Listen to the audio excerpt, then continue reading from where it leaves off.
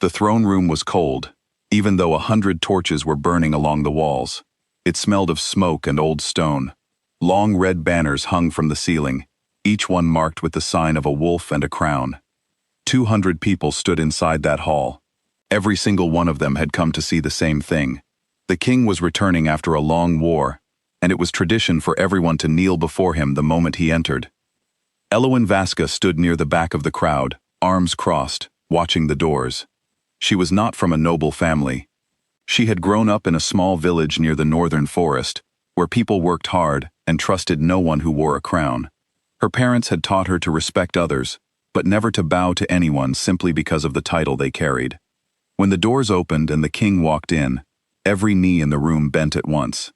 The sound was loud, like a wave crashing on rocks, fabric brushing against stone, boots hitting the floor, silence following right after. Elowen did not move. She stood there, still as a statue, while everyone around her lowered themselves to the ground. A few people noticed her and stepped slightly away, afraid to be near whatever was about to happen. King Rurik Thorne walked toward his throne, his eyes moving slowly across the crowd. He was used to seeing bowed heads. He expected it, the same way he expected the sun to rise. But something in the room felt different today. There was a gap in the sea of bowed heads, like a single tree standing after a storm had flattened a forest. He turned his head and saw her, a young woman, standing tall, refusing to kneel. The herald standing near the throne cleared his throat nervously. "You there," he said, pointing at Elowen. "Kneel before the king." Elowen looked directly at the king instead of the herald. Her voice was calm, but firm. "No," she said. No. The word was simple, but it echoed through the hall like a thunderclap. No one spoke. No one even breathed too loudly. The guards standing near the walls shifted their weight, ready to act if given an order. Rurik felt something strange happen inside his chest. It was not anger, though anger would have made more sense. It was something else, something that felt like recognition, like meeting someone he already knew from a dream he could not remember. He had ruled for 11 years. In that time, he had faced enemies, traitors, and assassins. He had learned to hide his emotions so well that even his closest advisors could not read his face. But right now, standing before this stranger who refused to kneel, he found it difficult to keep his expression calm. "You know the law," he said, his voice steady. "Everyone kneels before the king." "I know the law," Elowen replied, "but laws are made by people, and people can be wrong. I will not bend my knee just because someone tells me I must." A murmur spread through the crowd. Some people looked afraid. Others looked amazed that anyone would dare speak to the king this way. Rurik stepped down from the platform where his throne stood. He walked slowly toward her, and with each step, the room grew quieter. His advisors exchanged worried glances. They had seen him punish smaller crimes than this. When he stood close enough to see her clearly, he noticed her eyes were sharp and unafraid. She did not look away from him, even though most people found it hard to hold his gaze for more than a few seconds. "You would risk your life over this?" he asked. "People risk their lives for many things," Elowen said. "I would rather risk mine standing for what I believe than kneel out of fear." Something inside Rurik shifted again, stronger this time. It felt like a door opening somewhere deep inside him, a door he had kept locked for a very long time. He should have ordered his guards to take her away. That was what tradition expected. That was what his father would have done without hesitation. But instead, he found himself asking a question he had not planned to ask. "What is your name?" The herald looked shocked.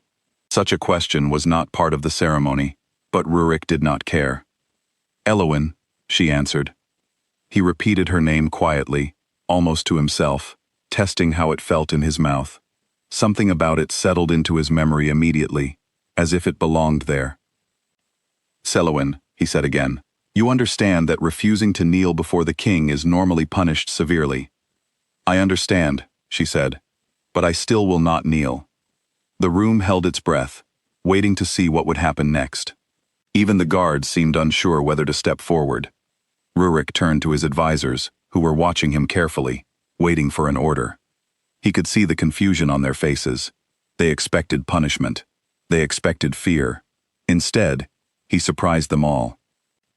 "Take her to the North Tower," he said, See that she is treated with respect. She is not to be harmed." The herald opened his mouth to object, but one look from the king silenced him. The guards moved forward and gently guided Elowen out of the hall. She did not resist, though she gave the king one last look before leaving, a look that seemed to ask why he had chosen mercy instead of punishment. Rurik did not have an answer for himself either. That night, he sat alone in his private chambers, staring out the window at the moon.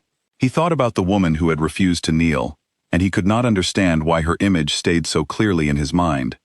He had faced enemies far more dangerous than one defiant woman, yet none of them had left this kind of impression on him.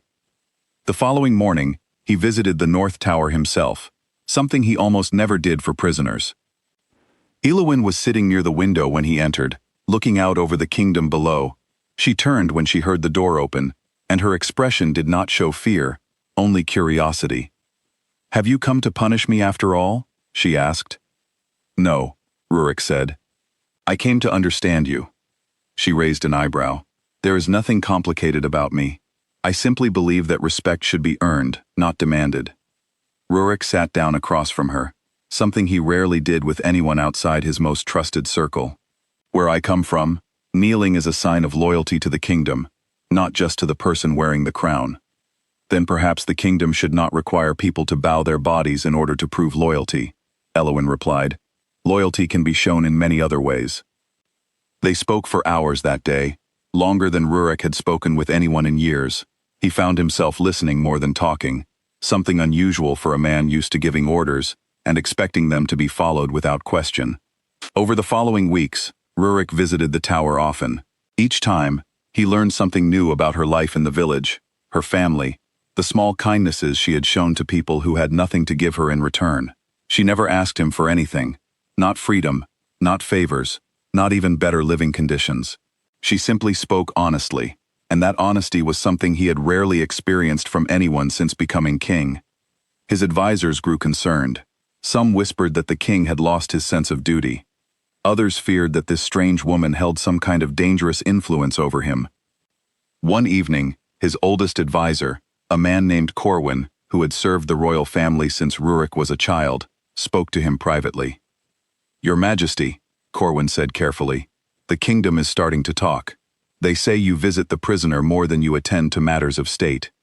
"She is not just a prisoner to me," Rurik admitted, surprising even himself with the honesty of his own words.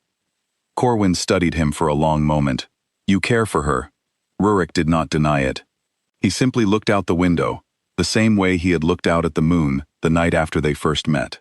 "I did not expect this," he said quietly.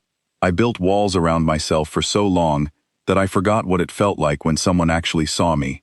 Not the crown, not the title, just me." Corwin sighed, though not unkindly. "Be careful, Your Majesty. Kings are rarely allowed the freedom to choose with their hearts." "Then perhaps it is time that changed," Rurik said. Meanwhile, word had begun to spread throughout the kingdom about the woman who refused to kneel and lived. People whispered about her courage in marketplaces and taverns. Some admired her boldness. Others feared that her defiance would bring punishment upon the whole kingdom. Despite the growing rumors, Rurik made a decision that surprised everyone, including himself. He ordered Elowen released from the tower, not as a prisoner set free out of pity, but as a guest invited to remain in the castle by his own request. When she was brought before him again, this time in his private study rather than the throne room, he explained his decision. "You are no longer a prisoner," he said. "You may leave whenever you wish, and no harm will come to you if you choose to go." Elowen studied him carefully, searching his face for any hidden motive. "Why would you do this?" "Because keeping you locked away taught me nothing," he said honestly. "But speaking with you taught me things I did not know I needed to learn." She was quiet for a long moment. "And if I choose to leave?" "Then you may leave," Rurik said, though something in his voice revealed how much the answer mattered to him. "I will not force anyone to stay, especially not someone who taught me the value of choosing freely." Elowen looked at him for a long time, considering everything that had happened since the day she refused to kneel in his throne room. She thought of her village, her family, the quiet life she had once known. But she also thought of the conversations they had shared, the honesty between them, the strange comfort she had found in speaking with a king who no longer hid behind his crown when they were together.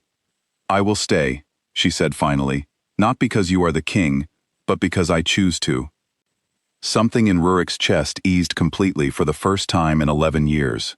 The wall he had built so carefully around his heart had finally found a door, and on the other side of that door stood someone who had never once knelt to enter his life, yet had somehow found her way in regardless. From that day forward, the kingdom began to change slowly. Rurik started listening more carefully to the concerns of his people, remembering the lessons Elowen had taught him about respect being something that must be earned rather than demanded.